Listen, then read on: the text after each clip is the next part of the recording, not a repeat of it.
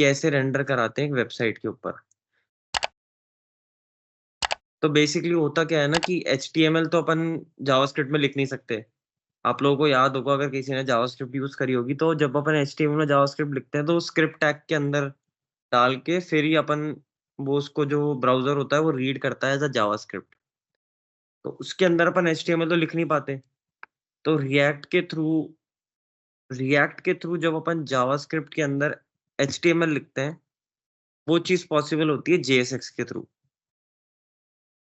जैसे अगर मैं आपको बैकएंड समझाऊं, तो जैसे अ, ये अपने जो मेन फाइल होती है ना रिएक्ट की, X, ये देख रहे हो आप, एक एक एक एलिमेंट क्रिएट हो रहा है, ये डॉक्यूमेंट डॉट गेट एलिमेंट, ऐसे कर करके अपन को है ना जावास्क्रिप्ट के अंदर HTML रेंडर करना पड़ता है। तो ये अगर ऐसा अपन करने लग जाएंगे ना, एक एक टैग को, एक एक एलिमेंट को HTML में, तो बहुत टाइम टेकिंग, बहुत कंफ्यूजिंग हो जाता है। इसलिए JSX का इंट्रोडक्शन हुआ था इसके अंदर। JSX में क्या होता है कि JSX अपने आप मतलब जो जावास्क्रिप्ट होती है वो JSX को ऑटोमेटिकली कन्वर्ट कर पाती है बैबल के थ्रू। बैबल होता है रिएक्ट में कंपाइलर होता है। देखो अगर इसमें शायद मेरे हिसाब से इंस्टॉल भी होता है बैबल।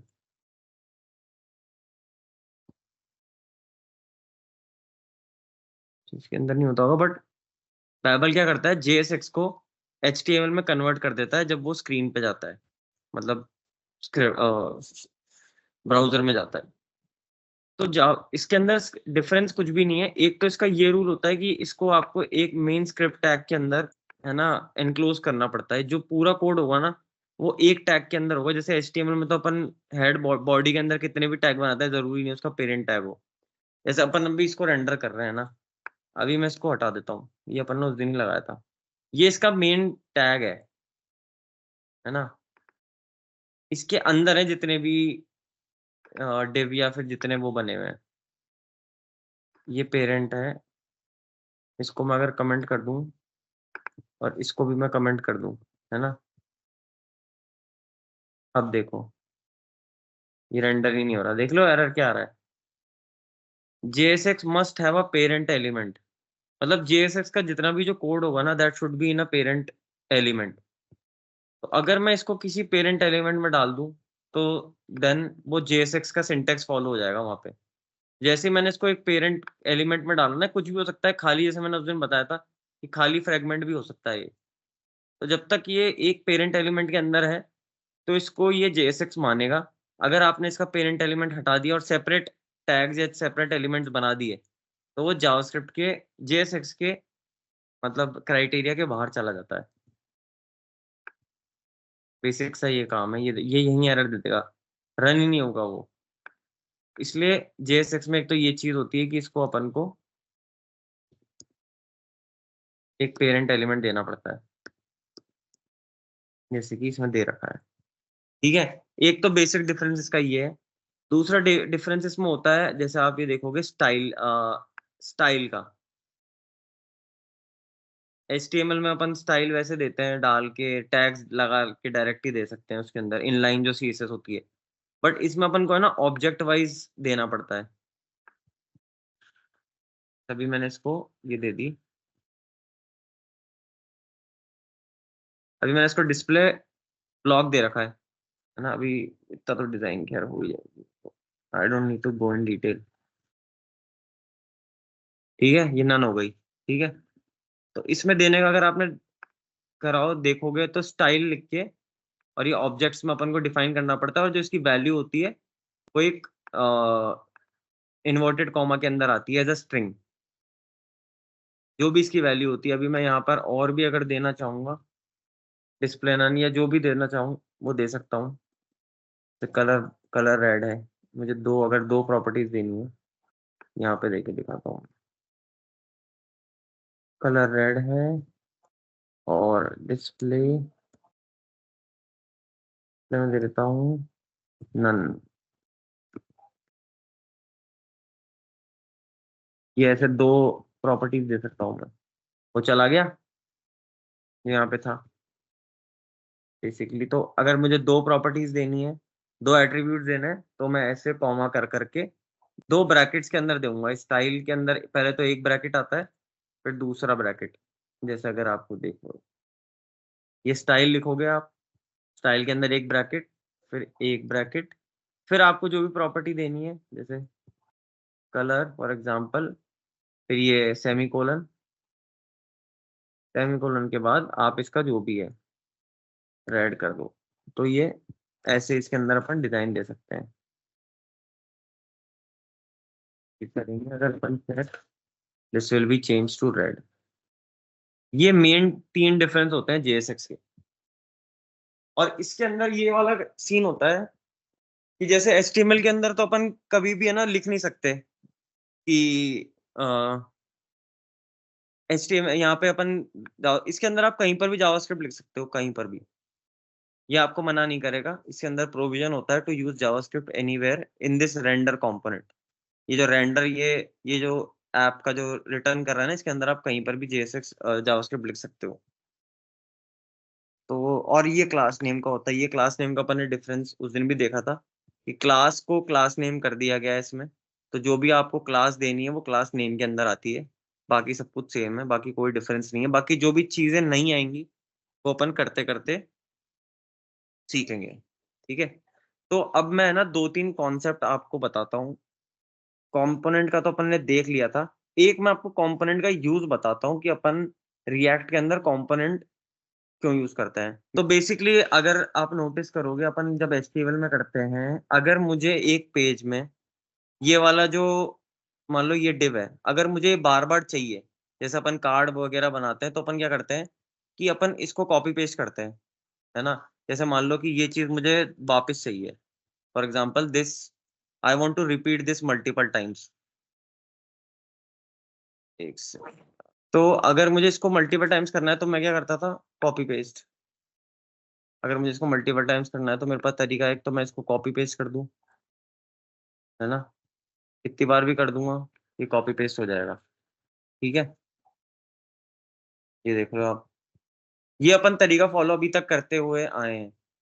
एचटीएमएल में जो करते थे अपन यही करते थे। अगर अपन किसी किसी भी कोड को बार बार, कोई मान लो कार्ड है, कोई वेबसाइट में कार्ड बना है, अगर अपन उसको मल्टीपल करना होता था तो अपन वो डिस्प्ले फ्लेक्स लगा के उसको बार बार पेस्ट कर देते थे, तो वो मल्टीपल दिख जाते थे। बट आप खुद इमेजिन करो, अभी तो इतना सा कोड है, अगर मेरे पास ये एक ही कोड, ये जो एक कार्ड है ये 1000 लाइन का होता, और मुझे पता भी नहीं है वो जैसे अपन शॉपिंग वेबसाइट होती है, शॉपिंग वेबसाइट में प्रोडक्ट्स होते हैं, वो कोई फिक्स तो है नहीं, वो सेलर ऐड करता रहता है, उसके अंदर वो ऐड होते रहते हैं, अपने आप ऑटोमेटिकली ऐड होते रहते हैं। तो अगर वहां पे ये वाला फंडा अगर चलता तो पता ही नहीं चलता ना, एक तो हजार हजार लाइन है वापस से। अब मैंने एक एक अगर आप खुद नोटिस करो तो मैंने क्या किया है, मैंने एक कोड को बार बार लिखा गया, बार बार कॉपी कर दिया, बार बार कॉपी कर दिया उसको मल्टीपल टाइम्स दिखाने के लिए।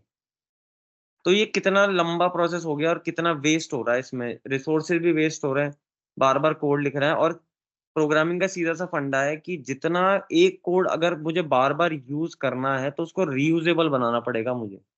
अगर मैं एक कोड ऑलरेडी बना हुआ है, अभी तो फंक्शंस बनाए थे, फंक्शंस बनाने का यूज यही था कि मुझे एक कोड बार बार ना लिखना पड़े। मैंने अगर एक कोड एक फंक्शन में लिख दिया, अगर मैंने एक फंक्शन बना दिया 2+2 का, और मैंने उसमें आर्ग्यूमेंट पास कर दिया 1 और 1, तो मैं उसको जहां पर भी पूरे एप्लीकेशन में चाहूँ वो ये वाली कैलकुलेशन यूज कर पाऊँ, उसको मुझे बार बार ना लिखना पड़े। वही सेम फंडा कंपोनेंट में काम करता है। तो ये बार बार लिखने का तरीका एक तो ये है, और एक मैं आपको बताता हूँ और दूसरा तरीका क्या है। ये एक बार ही लिखा रहेगा, है ना। मैं क्या कर सकता हूँ, मैंने जहां पर ये कंपोनेंट बनाया है ना, मतलब जहां पे कॉल किया है, ये तो फंक्शन बनाया है, फंक्शन नहीं कहेंगे इसको, कंपोनेंट कहेंगे। और कंपोनेंट का एक और रूल सबसे बड़ा ये होता है कि कंपोनेंट जब भी बनाया जाता है ना, उसका जो पहला लेटर होता है वो कैपिटल होता है, और फंक्शन का हमेशा पहला जो लेटर होगा ना वो स्मॉल होगा। ऐसा है नहीं कि अगर मैं इसको स्मॉल कर दूंगा तो भी ये चलेगा, बट एक उसका आइडेंटिफिकेशन ये है कि कंपोनेंट का फर्स्ट लेटर हमेशा कैपिटल होगा, और फंक्शन का हमेशा स्मॉल होगा। तो दूसरा तरीका यह है कि मैंने यहाँ पे फंक्शन कॉल, ये अपना कंपोनेंट कॉल किया है, अब मैं चाहूँ तो इसको बार बार कॉल कर सकता हूँ,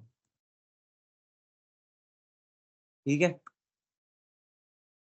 अब ये देखो आप कहाँ, तो मैं 1000 लाइनें कॉपी करता, ये तो अभी 4 लाइनें, तो आपको लग रहा है कि चलो ठीक है इट्स डूएबल, अपन 5-10 लाइनें वापस से कॉपी पेस्ट कर सकते हैं, बहुत बड़ी डील नहीं है। पर जहां पर कंपोनेंट 1000 लाइनों के होते हैं, 2-2000 लाइनों के, तो आप वो करोगे तो वो आपका प्रोजेक्ट ही चलेगा ही नहीं, वो लोड ही इतना ले लेगा रीड करने में। अब ये देखो सेम चीज मैंने, अब मैंने कोड को बार बार कॉपी नहीं किया है, कोड अभी भी सेम वही है, जस्ट मैंने उसको इसको बार बार कॉल करा है, तो इसलिए कंपोनेंट्स यूज आते हैं। कंपोनेंट्स का फंडा यही था। अब मैं इसको जहां पर भी चाहूँ ना, जिस भी पेज पे चाहूँ वो यूज कर सकता हूँ पूरे तो इसके एप्लीकेशन में। अंदर माधव, हाँ सर, इसके अंदर कंटेंट चेंज करना हो तो फिर? वो सर वही अभी बात करेंगे अपन, जैसे अभी तो ये फिक्स्ड कंटेंट है इसके अंदर, हाँ पर हाँ। जैसे कार्ड्स होते हैं, एक एप्लीकेशन में कार्ड होते हैं, तो अगर एक कार्ड में नाम माधव आ रहा है तो एक में रोहित आ हम्म रहा होगा, एक में भूपेंद्र आ रहा होगा, तो उसके हम्म लिए अपन को उस कार्ड में डायनेमिकली डेटा भेजना पड़ता है। जो तो एपीआई उसमें जिसको बोलते हैं, है, जिसको एपीआई बोलते हैं। हाँ नहीं, एपीआई से तो अपन को डेटा मिलता है हम्म ना। अब मेरे को मान लो एक कार्ड बनाना है, जो भी अपन अभी वही करेंगे। मैंने एक कार्ड बनाया है, ये मेरे पास कार्ड ऑलरेडी बना हुआ है, अपन इसको बना के देख लेते हैं। एक कंपोनेंट बना रहा हूँ मैं एक कार्ड का, वही बताऊंगा मैं कि ठीक है ठीक एक है। अपन डायनेमिक, और एपीआई कहाँ पे काम आती है ना, और अपन को क्या करना होता है। अपन अभी एपीआई कॉल नहीं करेंगे, जस्ट एपीआई का स्टैटिक डेटा ले लिया मैंने। अभी ये कंपोनेंट बना रहे हैं अपन, कंपोनेंट बनता कैसे है। ये कंपोनेंट बनाया मैंने, रिएक्ट को अपन को इंपोर्ट करना पड़ता है जब भी अपन एक नया कंपोनेंट बना रहे हैं। इसमें एक और अभी फंडा आएगा प्रॉप्स का, वो भी अपन डिसाइड करेंगे। ये देखो मैंने नया कंपोनेंट बनाया कार्ड के, ये मैंने बना हुआ है, बस लिख रहा हूँ ताकि अपन को एक बार वो समझ में आ जाए। कार्ड में सी बड़ा होता है क्योंकि कंपोनेंट है। ये अपन एक एरो फंक्शन बनाते हैं, एरो फंक्शन में एरो फंक्शन बना रहा हूँ बेसिक सा, ठीक है।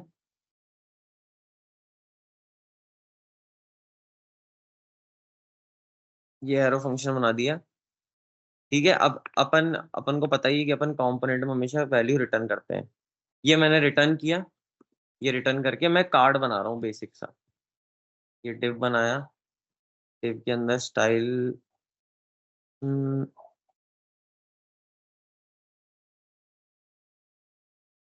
स्टाइल डाल दी मैंने। ये मैं इनलाइन अभी वो सीएसएस कॉपी कर दूंगा। ये अभी ये मैं ले रहा हूँ स्टाइल में से, मतलब इंटरनल सीएसएस डाल देंगे अपन इसमें, ठीक है। अब अपन इसमें एक तो पैरामीटर अपन ने ले लिया डिव के अंदर, क्योंकि पेरेंट कंपोनेंट, पेरेंट इसका एलिमेंट होना चाहिए वो। एक अपन ले लेते हैं h3, इसमें लिया हुआ है। ये टाइटल है ना, ये टाइटल है। अब ये देखना, ये आएगी वैल्यू डायनेमिक, ये मैं फिक्स नहीं लूंगा। तो ये होते हैं प्रॉप्स, यहाँ से लूंगा मैं प्रॉप्स मतलब एक जो फंक्शन में अपन पैरामीटर बनाते हैं ना, जो अपन ने फंक्शन बनाए हैं, ये समझ लो कि ये पैरामीटर्स हैं, ये फंक्शन के पैरामीटर्स हैं। प्रॉप्स और कुछ भी नहीं होते। प्रॉप्स मींस पैरामीटर्स, है ना। जो फंक्शन बनाते टाइम अपन जो पैरामीटर्स बनाते हैं वो पैरामीटर्स हैं, ठीक है। इसको भी मैं ऐड कर दूंगा, इसको भी हटाओ। ये टाइटल है। अब मेरे को ये पैरामीटर यहाँ पे है क्योंकि ये डायनेमिक आएगा मेरे पास। ये जब मैं इस फंक्शन, इस पैरामीटर को कॉल, इस कंपोनेंट को कॉल करूंगा तब मेरे पास ये डायनेमिकली आ जाएगी वैल्यू, जिससे वो टाइटल्स, क्योंकि हर कार्ड के अलग होंगे इसलिए इसको ये तरीका होता है लिखने का ब्रैकेट के अंदर, क्योंकि डायनेमिक वैल्यू है। अभी ये पैरामीटर इसको लेगा, स्पेलिंग गलत लिख दी क्या, अच्छा। तो भाई ये हो गया टाइटल, टाइटल हो गया। पी में एक पी टैग ले लिया मैंने,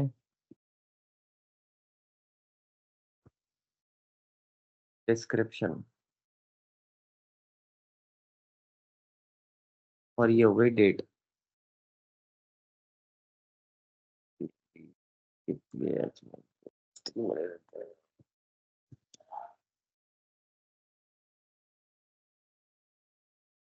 ये भी डायनेमिक वैल्यू है। अब ये मैंने क्यों ये ब्रैकेट में इसलिए लिया है क्योंकि डायनेमिक, ये फिक्स वैल्यू नहीं आएगी। अपन पहले जो कार्ड बनाते उसमें तो फिक्स वैल्यू लेते थे, इसमें डायनेमिक आएगी। अब ये मैं स्टाइल कॉपी कर रहा हूँ, इसको बनाने का कोई सेंस है नहीं।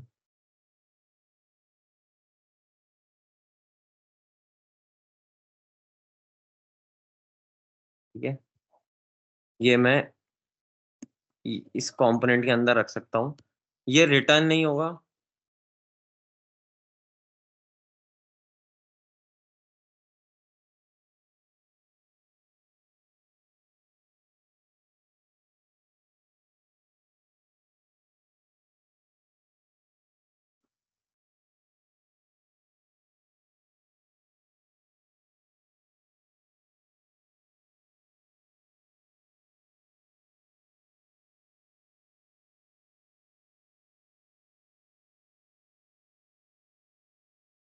और ये मैंने इसको एक्सपोर्ट कर देता हूँ। एक्सपोर्ट भी मैं आपको बता दूंगा एक्सपोर्ट होता क्या एग्जैक्टली।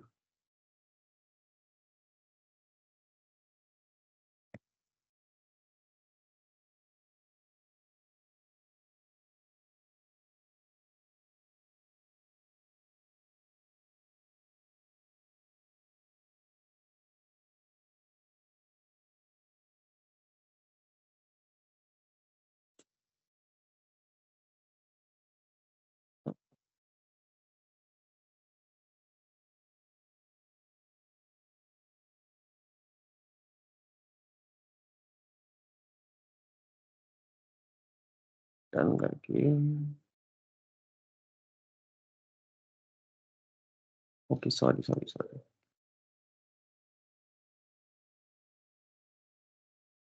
ओके।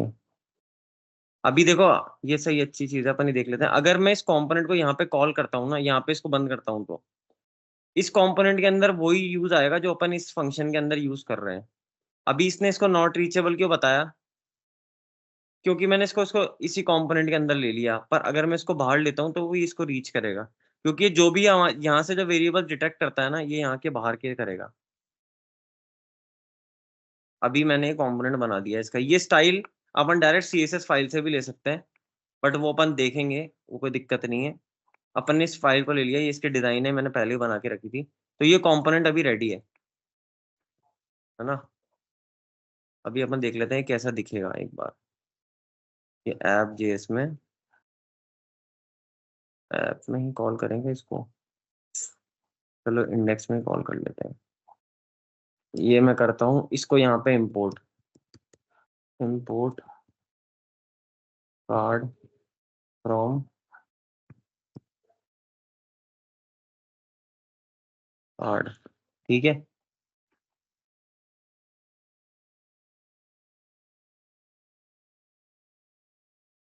ये इसको कॉल करने का तरीका होता है, ठीक है। ऐसे अपन कॉल करते हैं किसी भी, अभी अपन ने इस कॉम्पोनेंट कॉल करा था, अपन ने इसको कॉल कर लिया। अभी ये कार्ड बन के आ गया, अगर आप देख सकते हो तो, है ना। अब इस कार्ड में वैल्यू क्यों नहीं है, ऑल्दो अपन ने वैल्यू, अभी अगर इसमें भी आप लोगों को डाउट लगे तो आप बता देना। ये कार्ड मैंने बनाया है, इसमें कोई स्टैटिक वैल्यू नहीं है। अगर मैं इसको स्टैटिक कर देता हूँ ना वैल्यू को, ये देखो अभी मैंने इसको ये बना दिया,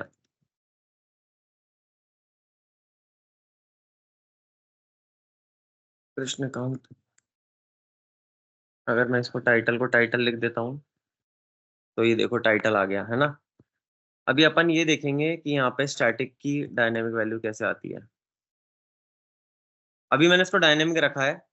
अभी ये एक डायनेमिक कंपोनेंट है, इसके अंदर ये जो सारी वैल्यूज आएंगी ये डायनेमिकली आएंगी, है ना। अभी अपन देखते हैं कैसे आती है। अब जैसे मेरा ये वाला है इंडेक्स कार्ड, ठीक है। अभी ऐसा करता हूँ, मैं ऐप के अंदर इस कार्ड को कॉल कराता हूँ, लेट इट दिस बी। अब ये मेन कंपोनेंट ऐप ही है। अब जरूरी नहीं है, जैसे अपन ने देख रहे थे ना कि अपन कंपोनेंट कॉल कर रहे हैं, अब जरूरी नहीं है कि मैं इसको यहीं पे कॉल करूं। अभी मेरे पास ये रीयूजेबल कंपोनेंट है, मैं इसको पूरी एप्लीकेशन में इस कार्ड को कहीं भी यूज कर सकता हूँ, और मुझे उस कोड को लिखने की कोई जरूरत नहीं है ना। अभी मैं इसको ऐप में ही चलने देता हूँ, और ये कार्ड को मैं ऐप ऐप वाले कंपोनेंट में कॉल करता हूँ। तो बेसिकली काम यही है, कंपोनेंट को इधर से उधर कॉल करना, इधर से उधर उठा के पटकना, और कुछ भी नहीं है इसमें। अभी मैं इस कंपोनेंट, अरे यार, अभी मैं इस कंपोनेंट को यहाँ पे बुला के, है ना, कि यहाँ पे यूज करना चाहता हूँ। कंपोनेंट को आया, इंपोर्ट करना, आपको इंपोर्ट कर रहे हैं बेसिकली। इंपोर्ट एक्सपोर्ट का एक फंडा होता है, मैं आपको एक चीज बता देता हूँ अगर कोई से कंफ्यूजन हो। ये होता है एक्सपोर्ट करना, कि भाई मैं इस कंपोनेंट को यहाँ से एक्सपोर्ट कर रहा हूँ, मैंने इसको यहाँ से एक तरीके से भेज दिया। अब इसको जिसको भी यूज करना है ना, ब्राउजर के पास में। ब्राउजर के पास में क्या, हाँ ब्राउजर के पास में या पूरे प्रोजेक्ट में मैंने इसको एक्सपोर्ट कर दिया, ये आउट फॉर एक्सपोर्ट है। अब जिसको भी इसको यूज करना है ना, वो चाहो इस पे इंपोर्ट का ये लिखो और इसको यहाँ पे डाल के इसका पार्ट डाल दो जहां पर भी ये है, फाइल यहाँ पे है। अच्छा। ये जो फाइल है ना, ये जो मैं कार्ड लिख रहा हूँ, ये है इस फाइल का नाम, ठीक है। कार्ड फाइल का नाम है वो। हाँ, ये जो है ना, ये पाथ है समझ गया, बेसिकली, समझ गया। और ये है इस कंपोनेंट का नाम। यहाँ पर जो नाम है ना, ये नाम है। अगर मैं चाहूँ तो इसको कार्ड बॉक्स कर दूं, इसको कार्ड बॉक्स कर दूं।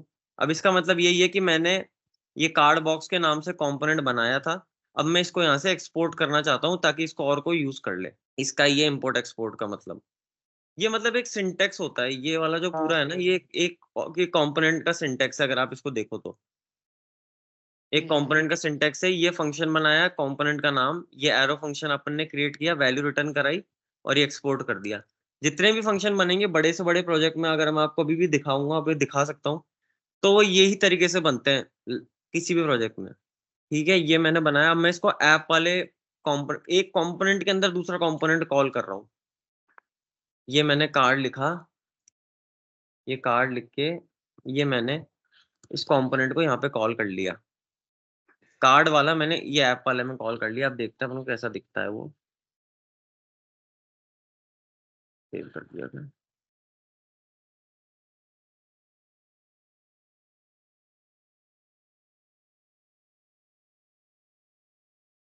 ये देख लिया। अब मेरा उस कंपोनेंट के अंदर ये वाला कार्ड टाइटल वाला कंपोनेंट आ गया, अभी वो मैंने अनकमेंट कर दिया। तो ऐसे मतलब अब ये रिएक्ट वेबसाइट है प्रॉपर। एक मेन ऐप कंपोनेंट के अंदर मैंने दूसरा कंपोनेंट कॉल कर रखा है, ठीक है। अब अपन देखेंगे कि इसको डायनेमिक कैसे बनाया जाता है ना। अभी मैं चाहूँ तो एक बार के लिए मैं हटा देता हूँ, क्योंकि वो बहुत ज्यादा वो खा रहा है जगह। इसको हटा देते हैं, अगली बार इसको ऐप ही रहने देते हैं for time being.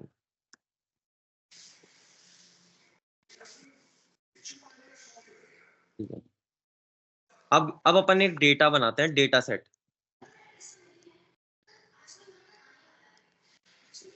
Data set, ये एक एरे बना रहा हूँ मैं, ठीक है ना। एरे में बना रहा हूँ ऑब्जेक्ट, ऑब्जेक्ट में मैं डाल रहा हूँ टाइटल, टाइटल में मैं डालता हूँ names, Madhav, description,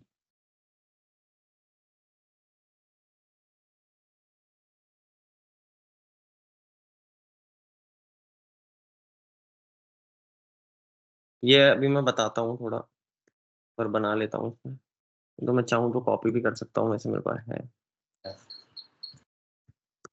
date, date डाल दी, 2/12/2019। किसी को इसमें डाउट है क्या कि ये चीज जो हो रही है वो क्या है? किसी को भी? बाकी अगर किसी को डाउट है तो पूछ लेना, है ना।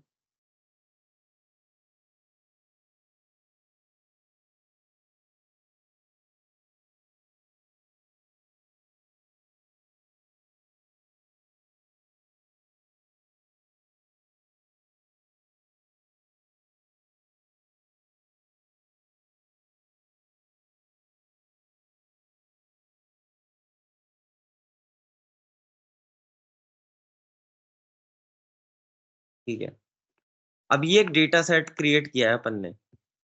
ये वाला जो पार्ट होता है ना, ये एपीआई देती है अपन को। जब डेटाबेस से डेटा लेके आते हैं ना अपन, तो ये चीज डेटाबेस से लेके आते हैं। इतना सा काम होता है बैकएंड का। बैकएंड अपन को ये डेटा देता है। जो एपीआई कॉल होके, जो अभी अपन एपीआई जब कॉल करेंगे ना, प्रोजेक्ट बनाएंगे जब, तो आप देखना कि एपीआई रिटर्न करेगी ये वाला चीज सॉरी, इतना वाला चीज। एक एरे रिटर्न करेगी जिसमें मल्टीपल डेटा होगा, टाइटल है, डिस्क्रिप्शन है, डेट डेट है, और मतलब there are various thing that we have जो अपन उसमें यूज करेंगे। अब अपन ना काम होगा as a front end developer, इसको डिस्प्ले कराना है अपने कार्ड कंपोनेंट में, ठीक है। वो सारा गेम अब अपने हाथ में है। अब देखना, अब अगर आपको याद, और एक चीज और कि अगर मैं चाहूँ तो इसको यहाँ से भी जा सकता हूँ। ये नेविगेशन होता है। अगर मैं चाहूँ तो मेरा जो कंपोनेंट है वो ऐसे यार मैक में तो कमांड होता है, अपने विंडोज में कंट्रोल होगा।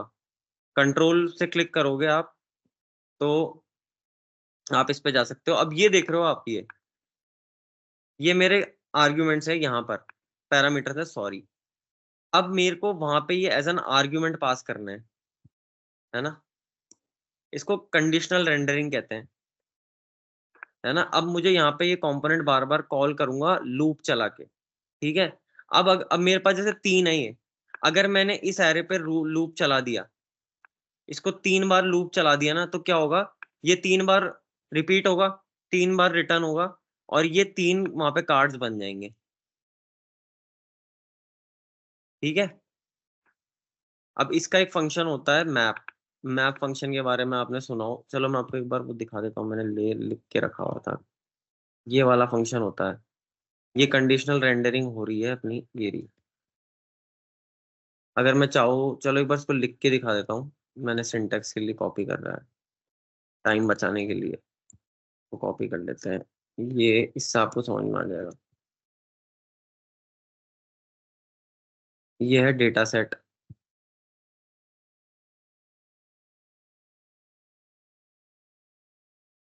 हाँ जी।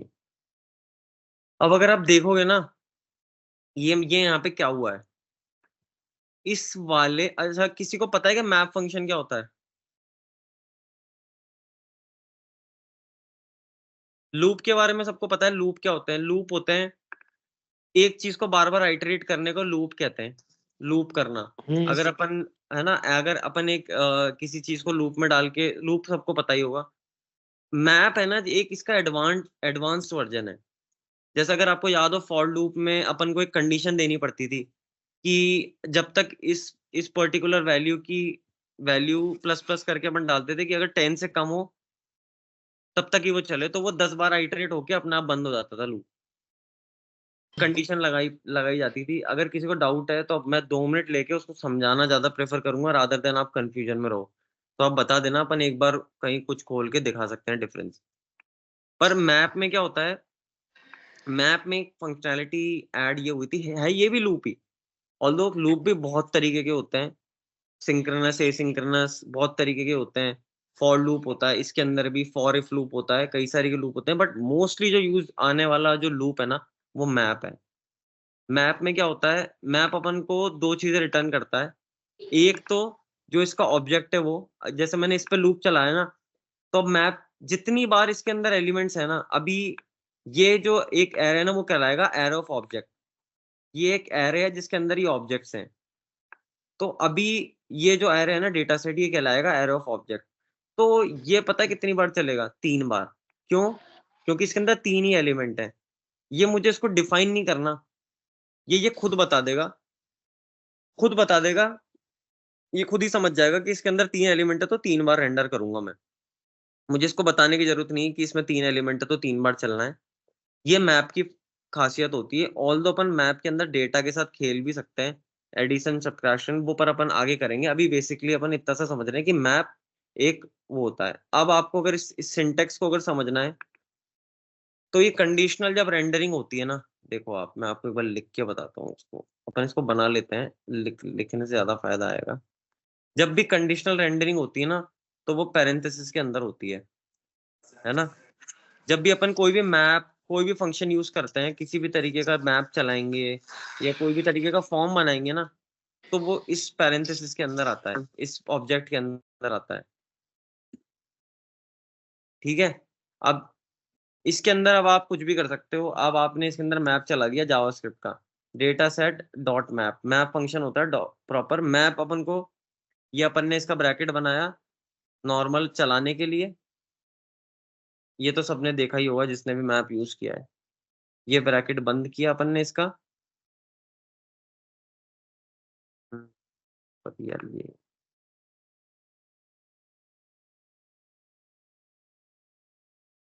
और ये इसकी वैल्यूज होती हैं।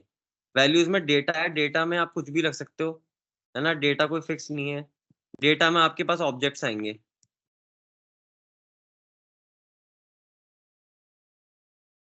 ऐसे ऑब्जेक्ट्स आते रहेंगे आपके पास इसके। अभी ये खाली है ना, तो देखो अनएक्सपेक्टेड टोकन एक्सप्रेशन एक्सपेक्टेड, इसका मतलब ये कह रहा है कि आपने एक लूप तो बना दिया, आपने मैप तो बना दिया, पर आप इसके अंदर कुछ डालो, कुछ इसको यूज करो, तभी ये एरर हटेगा। खाली नहीं छोड़ सकते आप इसको बना के, इसका एरर का मतलब ये है। तो अगर मैं यहाँ पे अपना कार्ड कंपोनेंट नॉर्मली कॉल कर देता हूँ,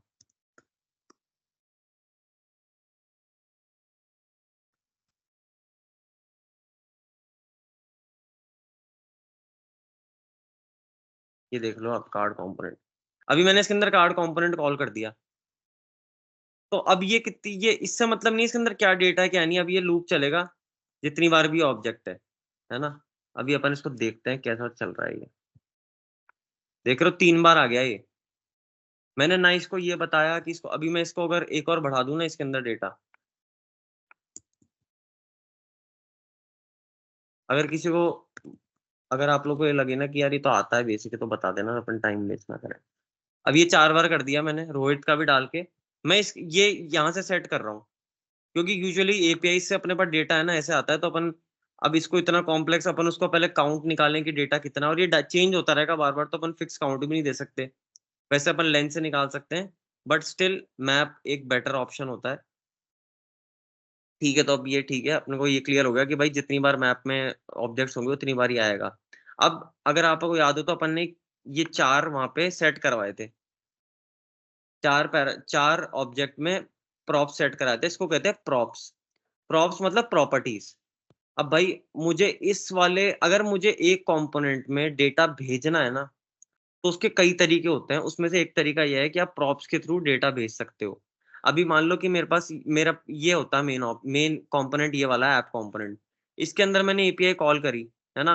अब मुझे डेटा तो दिखाना है इसके अंदर, तो मैं कैसे दिखाऊं डेटा, या तो मैं जाऊं और इसके अंदर कॉल करूं, बट मुझे तो लूप में चलाना है इसको, तो मुझे यहीं से डेटा भेजना पड़ेगा, अलग अलग data bar bar bar bar.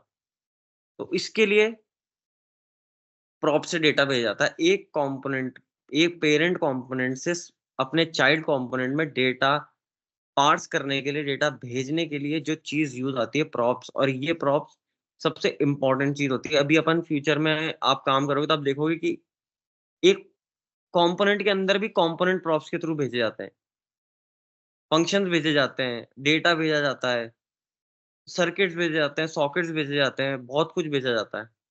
But ये अपन बेसिक लेवल पे, अभी इतना अपन को टेंशन नहीं लेनी। अब अपन ने जो जो वहां पे लिए ना, वो मैं यहाँ से भेजूंगा, चलो कॉपी कर लो यार, ठीक है। अब अगर आप ये देख रहे हो तो डेटा, डेटा क्या है ये, है ना, इसमें कंफ्यूज मत होना कि ये डेटा है, इसको डेटा क्यों लिया, ये एक वेरिएबल है, कुछ भी ले सकता हूँ।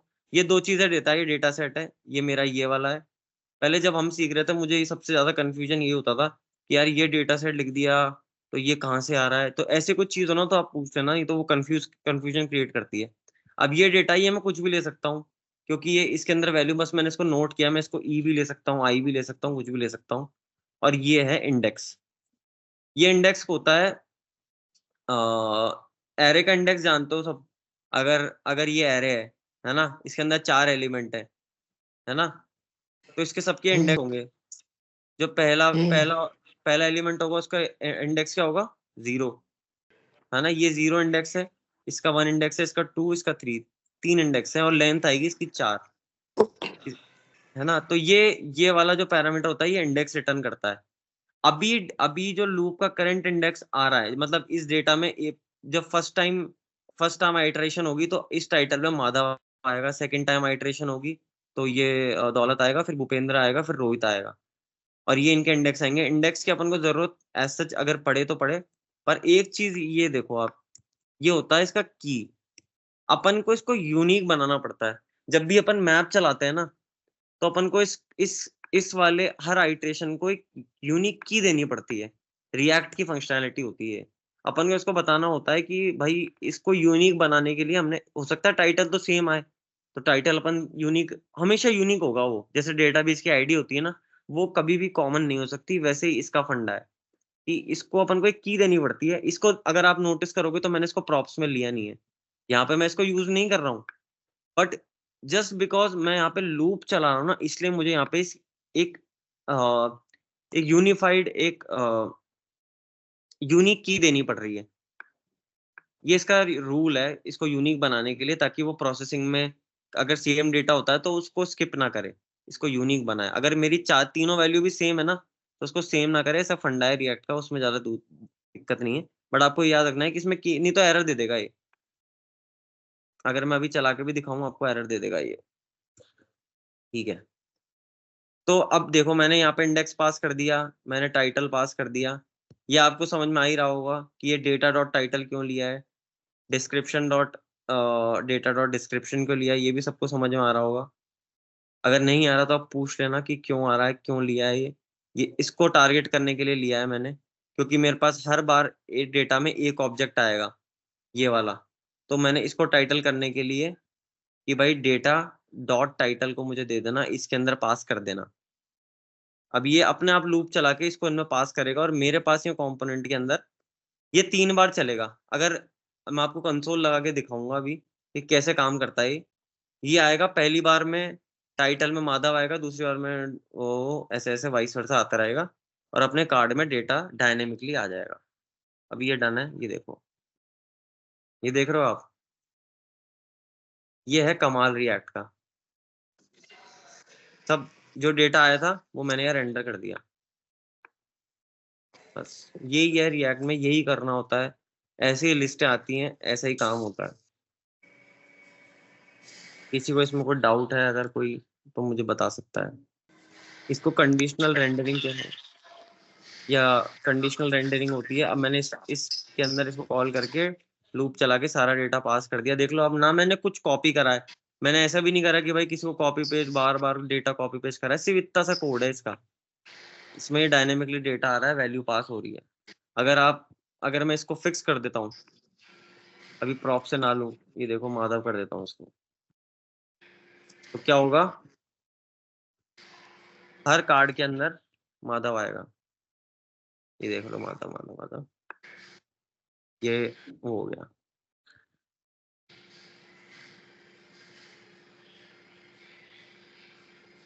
ये टाइटल है, किसी को कोई दिक्कत? सबको पता है कि कंसोल कैसे लगा, कंसोल का यूज क्या होता है, कंसोल डॉट लॉग कहाँ पे देखा जाता है, यहाँ पे देखा जाता है। अगर मैं कुछ भी कंसोल लगाऊंगा तो वो यहाँ आएगा, ये सब सबको पता है ना ये क्या यूज होते हैं। यहाँ पे अपन करते ही हैं, यहाँ पे कंसोल आता है या सोर्सेज आते हैं, इस नेटवर्क में एपीआईज वगैरह आती हैं, जो भी अपन हिट करते हैं, तो वो अपन जब एपीआई यूज करेंगे तो देख लेंगे। ये रिसोर्सेज आते हैं, ये एक लोकल स्टोरेज होती है, लोकल स्टोरेज होती है, ये भी अपन बात करेंगे क्यों काम आती है, कैसे काम आती है। अभी इसका भी अपन अभी तक कोई यूज नहीं आएगा। यहाँ पे कंसोल आएगा, ये देख रहे हो आप, ये एरर कैसा आया, ये कह रहा है each child in the list should have a unique की प्रॉप। ये पहले का एरर आया हुआ है, जो अपन ने नहीं भेजा था। अगर मैं यहाँ पे की नहीं भेजता हूँ ना, तो ये एरर दे देगा, क्योंकि ये रिएक्ट का रूल है कि हर ऑब्जेक्ट की एक यूनिक की होनी चाहिए। ये देख लो, ये दे दी इसने वार्निंग इस पे। अच्छा, सबको यही पता होना चाहिए कि है ना, ये जहां पर भी एरर आ रहा है ना, उसका ये लाइन नंबर भी देता है यहाँ पे एरर का देखने के लिए। अभी एरर आ रहा है app.js में लाइन नंबर 25 पे, यहाँ पे एरर आ रहा है इस कंपोनेंट में, तो इसने दे दिया, इसलिए ये की का ये यूज होता है।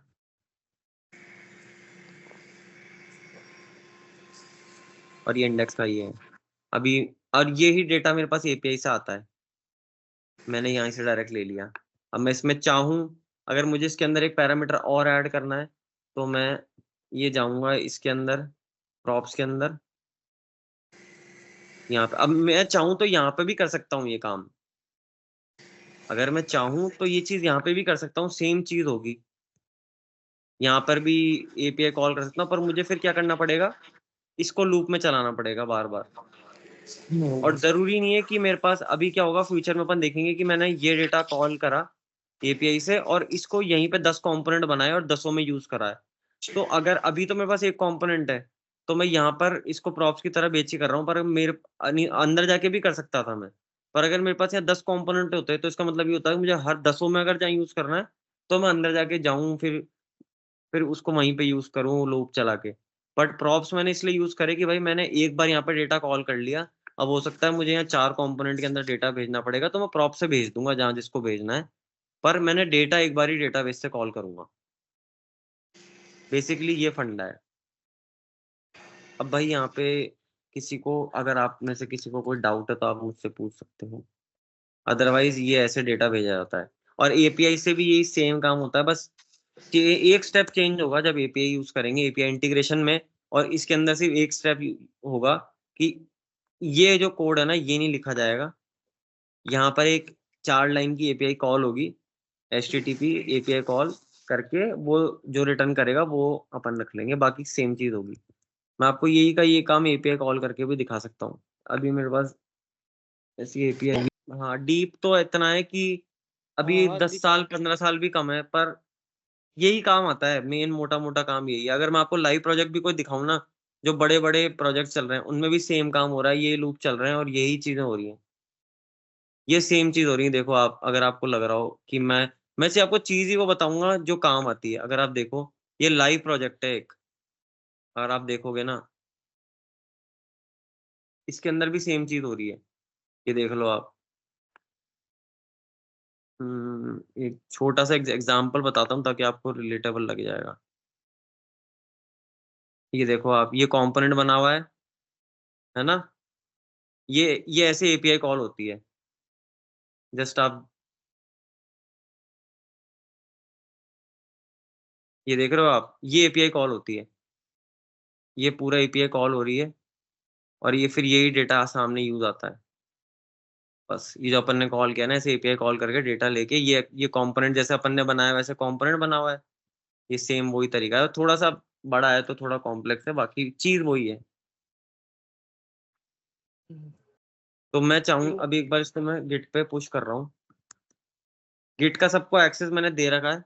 आप चाहो तो जाके डायरेक्ट वहीं पे देख लेना, कोड वोड सब आपको मिल जाएगा। और एक बात बताऊं, गिट आपको लग रहा हो ना कि गिट मैं फालतू में करा रहा हूँ, गिट के बिना आपका इंटरव्यू, आप चले भी गए ना तो आप कंपनी में इधर उधर भटकोगे। तो अगर आप जाओ ना तो गिट पढ़ के जाना। मैं आपको गिट बता दूंगा एक दिन में, अगर आप लोगों को इंटरेस्ट हो। गिट के बिना सर्वाइवल है ही नहीं भाई, गिट आना ही चाहिए, काम आना है गिट चलाना जरूर आना चाहिए। तो अभी आप कर सकते हो, अभी मैंने आपको दे रखा है, मैंने आप लोगों को रेपो बना के दे रखी है, आप उसको एक्सेस करो, उसका क्लोन बनाओ। जैसे आप जाओगे ये खुल जाएगी रेपो, ये अभी पब्लिक रेपो है, इसमें प्राइवेट रेपो बनती है वैसे, पर अपना कोई इतना इंपॉर्टेंट कोड नहीं है तो इसलिए मैंने पब्लिक रेपो बना रखी है। अभी देखोगे मैंने ये देखो कमिट करी है ना अभी, ये सारा इसमें आ जाएगा। ये अपना कार्ड कंपोनेंट जो मैंने बनाया है ना, ये ऐप ऐप फाइल, ये देखो ये सारा अपन ने अभी जस्ट किया है, ये मैंने सारा भेज दिया आपको, सारा यहाँ मिल जाएगा, सारा का सारा, कुछ नहीं जाना, कुछ भेजना नहीं किसी और को। आप भी चाहो तो इसमें कोड पुश कर सकते हो, पर मैं अभी सजेस्ट करूंगा करना मत, और इसको कुछ हटाना भी मत। आपको यहाँ पे जाना है, ये लिंक उठाना है, इसको कॉपी करना है, अपने टर्मिनल पे जाना है, गिट क्लोन करना है, ये कमांड चलानी है कहीं पर भी जाके, गिट क्लोन। इससे क्या होगा, ये रेपोजिटरी आपके कोड में उसमें आ जाएगी, लैपटॉप में ये वाली कॉपी करके एंटर करोगे ना, एक फोल्डर बन जाएगा, उसके अंदर सारा कोड आ जाएगा। और उसको खोल के आपको जैसे मैं कोड पुश करूं, एक गिट पुल की कमांड चलानी है, आपके पास लेटेस्ट कोड आता रहेगा। बस बहुत सही चीज है ये, जो अपन भेजते रहते हैं ना, एक फाइल कुछ चेंज किया, ले फाइल ये ले ले, वो अभी रियल प्रोजेक्ट्स में ऐसे ही काम होता है। इसमें चाहो तो आप ब्रांच, मैं तो ये भी सजेस्ट करूंगा कि मैं चाहूँ तो अगर आप लोगों को गिट पढ़ना है ना तो अपन क्या करेंगे, इसमें मैं सबके नाम की एक एक ब्रांच बना दूंगा, सब आप अपना उसमें कोड पुश करते रहो, आपके पास भी अपडेट रहेगी और आप गिट भी चलाना आ जाएगा। अगर आप लोगों को हो तो मैं नई कमांड सबके लिए सबके नाम की एक एक ब्रांच बना सकता हूँ यहाँ पे। ये देखो अभी एक नाम की है, मैं चाहूँ तो सबके नाम की एक ब्रांच बना सकता हूँ। जैसे मैं भूपेंद्र के नाम की एक ब्रांच बना सकता हूँ। ये मैंने ब्रांच बना दी। अब ये भूपेंद्र के नाम की एक ब्रांच बन गई। अब भूपेंद्र चाहे तो अपना कोड अपनी ब्रांच पे पुश कर सकता है। ये मेन डिफॉल्ट ब्रांच है, इस पे मैं पुश कर रहा हूँ। अब भूपेंद्र आप चाहो तो आप गिट की देखना, git command git switch Bhupendra करोगे ना तो आप इस पे चल जाओगे, अपना कोड इस पे पुश करो, आपका हर बंदा अपनी खुद की बना सकता है। तो आप लोग अगर थोड़ी मेहनत करोगे ना, गिट का थोड़ा देखो, तो मैं आपको ये सजेस्ट करूंगा कि अपने पास क्लोन है ही, आप क्लोन लो। कैसे क्लोन लेते हैं वो देख लो, ब्रांच अपनी खुद की बनाओ और उस ब्रांच पे कोड पुश करो। सच बता रहा हूँ, बहुत ईजी हो जाएगा। नहीं तो कंपनी में जाके आप लोग फिर पूछोगे कि मेरा ये कर दो, कोई नहीं बताता फिर यार। तो आप अभी इस पे देखना जो भी अपन ने अपडेट करी है और ये बनाना। अब अपन जब कल मिलेंगे तो मैं एक्सपेक्ट करूंगा कि सब ये बना चुके हों।